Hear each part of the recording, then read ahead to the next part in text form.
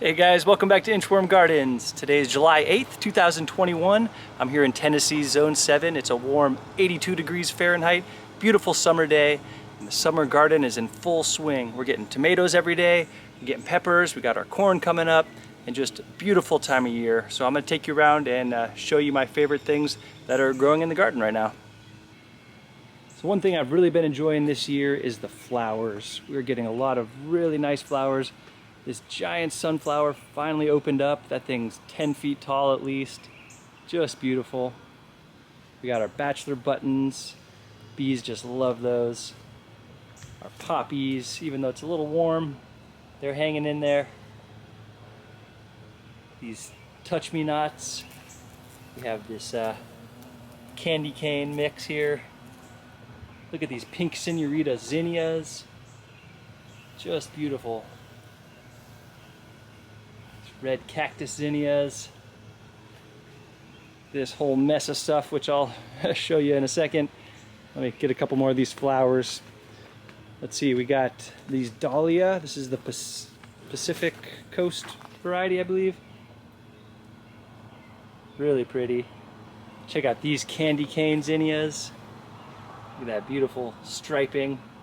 And we even had a yellow candy cane zinnia. I don't know if that's common or not, but still very pretty. The borage, which kind of not a whole lot of more flowers on here, mostly going to seed, but really been enjoying these pretty blue flowers. Let's see what else we got. Oh yeah, this lemon bee balm. You saw at the beginning of the shot, the bees just love them. And we've seen some hummingbirds on here as well. These can be used in a tea. It kind of tastes like oregano with lemon, so it's a little more savory, but very nice, very pretty.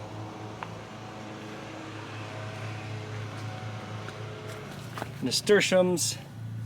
Still getting some pretty nasturtium flowers.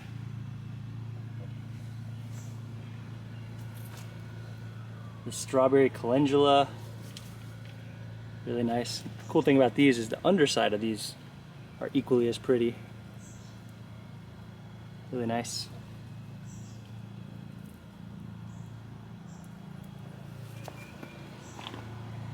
Check out these Salpoglossus grandiflora. I think bearded tongue is another name for them.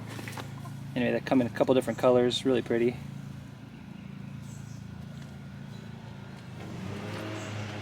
And here's our wall of tomatoes. I'll show you those as well. Guess that's it on the flowers. But as you can see, everything is just growing really well. A lot going on. This is the glass gem corn. We're starting to get the tassels opening up. There's some silks down there which are going to turn into the cobs. The okra, we're getting okra every day. I just made a little batch of pickled okra. Summer garden is where this okra thrives for sure.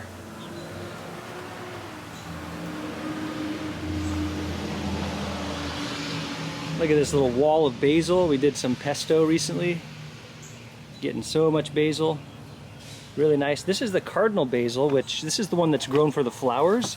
But for some reason I don't have any flowers on here yet. It's just all leaves. That's okay. The other basils are going to flower, and I'm picking them off to encourage the leaf growth. But I'm looking forward to these flowers coming in.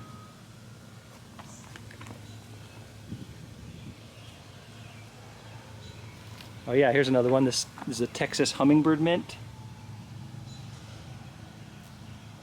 That's a real pretty one. Check out this bad boy. This is the Chinese string eggplant. That's probably ready to harvest. I've never grown eggplant before. This looks like it's ready to go. I imagine I can pick that here pretty soon.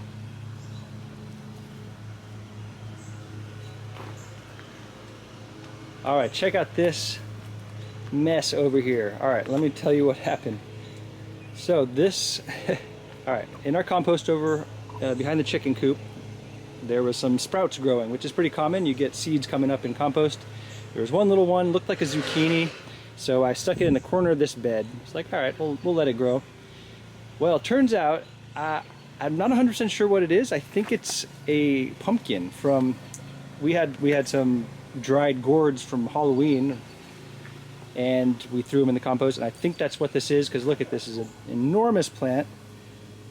It is threatening to take over this corner of the garden. It kind of already has.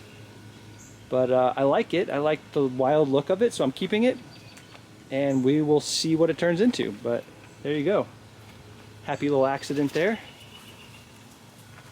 It's a big plant though, man. Look at the size of these leaves. Look at this. I haven't grown pumpkins before either, so this is new to me. Maybe if you guys could recognize it, you could tell me. I did see, let me see if I can find one.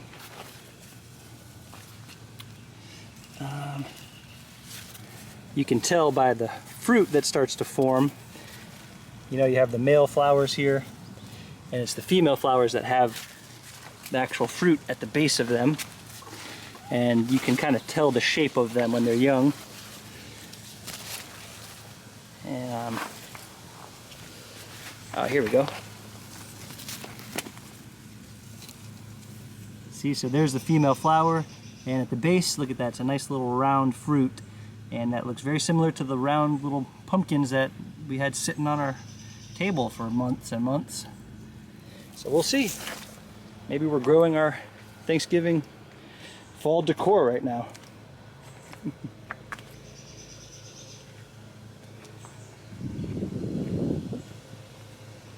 But look at the growth here. Here's another thing of note. Look at these tomatillos, man. They are just huge. So we had 2 plants over here, the Verde variety, and 2 plants over here, the purple variety.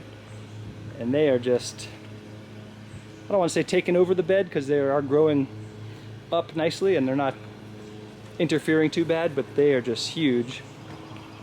And they're loaded with flowers and tomatillo fruits coming soon.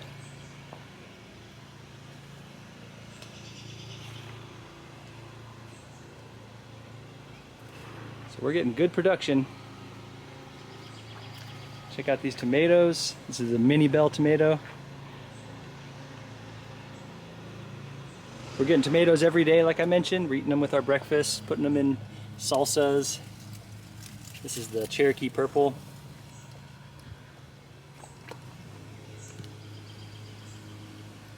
The midnight snack was the first one to make it to the top of the trellis here. We're keeping them tied up and growing straight.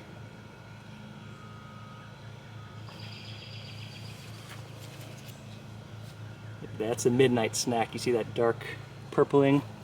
That's the anthocyanin. It's the same blue that blueberries have. They're pretty common in different fruits. And that darkness is more pronounced the more sun exposure it gets. And right next to them I have the Black Beauty tomatoes, which have that same look. You see, they're green. Here's one that's actually blushing pretty good, getting close to being ripe. The sun is a little harsh, but it's red at the bottom and dark on the top, and that's that anthocyanin.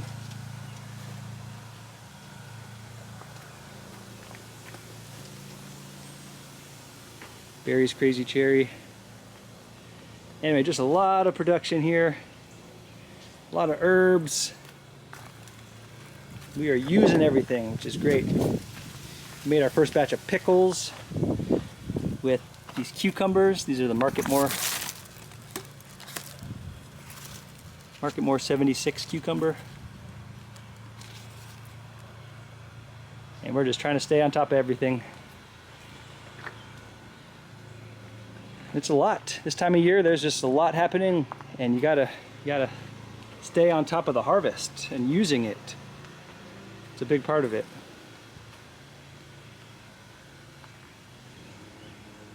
So this tour is kind of all over the place, but I want you to just at least get an idea of how the garden looks this time of year, midsummer. See how productive it is, and a lot of the stuff is still not even fully ripe. We haven't even moved into the full full production stage.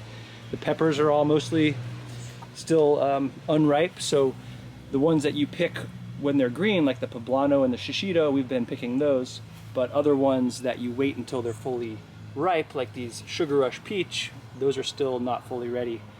So we are close, but we're not even fully in the full production stage here. A lot more to come. We're fitting a lot of plants, a lot of food into a small space.